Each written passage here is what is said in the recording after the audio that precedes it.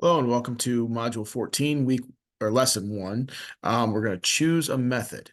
So this is a recap kind of what we've been doing the last few weeks, but we're going to look at when is the best time to use each method. So what methods do we have? Well, we should know the five: graphing, square rooting, completing the square, factoring, and the quadratic formula. When do we use each one? So first, and I do it in this order. I usually go in this order. It's not saying it's the right order, but I think it is going in order from fastest to slowest. So I try to factor. If you see the factors quickly and easily, then factor. This first one, 3 and 4. Second one, -10 and +2. If you see those, solve by factoring. Okay.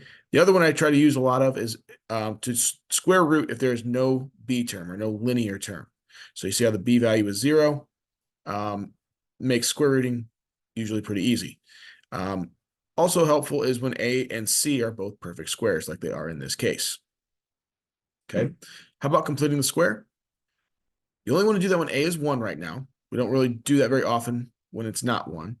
And it's easy to divide the linear term by 2. Now that only happens when the middle term is even. If you have an odd number there, you're going to get a fraction. You have to square a fraction. It's going to get kind of ugly.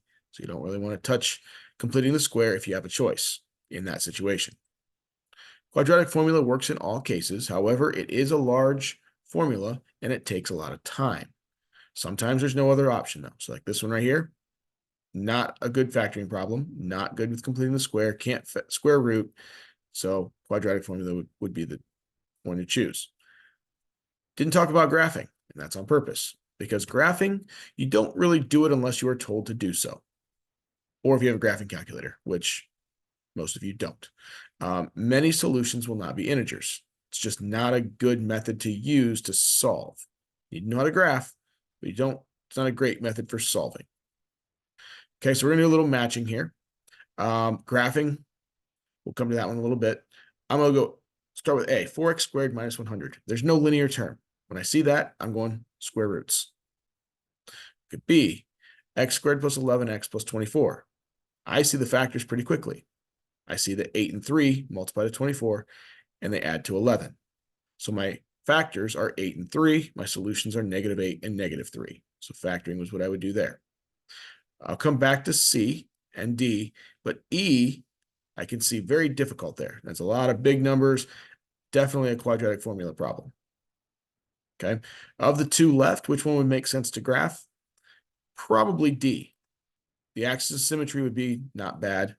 I would probably use quadratic formula to solve that one in reality, but if I'm going to have to match here, D is the best one to graph. And that leaves C as completing the square. The A value is 1, the B value is even. You can complete the square with that. Okay, so this first assignment is just a review of all the methods, and you're just choosing when to use each one. And that concludes lesson 1.